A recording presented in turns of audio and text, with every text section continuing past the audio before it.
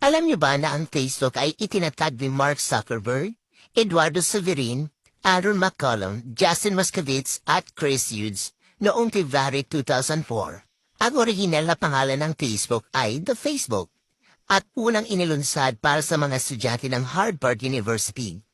Noong 2012, ang Facebook ay nagkaroon ng 1 billion active users sa buong mundo. Ang Facebook ay naglunsad ng like button noong 2009 na naging simbolo ng pagpapahayag ng pagkagusto sa mga post at nilalaman ng platform. Noong 2012, ang Facebook ay binili ang Instagram sa halagang $1 billion. Matapos ang ilang taon, binili rin nila ang WhatsApp noong 2014 sa halagang $19 billion.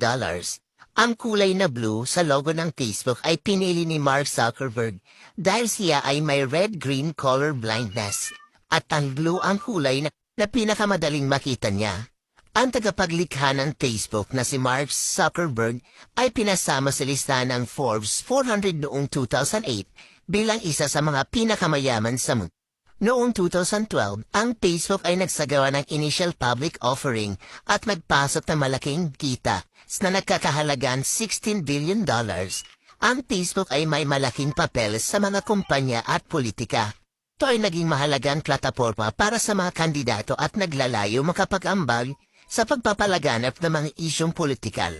Ang Facebook ay mayroong mga algorithm at sistema ng artificial intelligence na nakakatuklas ng mga paboritong interes ng mga gumagamit at gumagawa ng mga rekomendasyon base sa kanilang mga gawain at interes.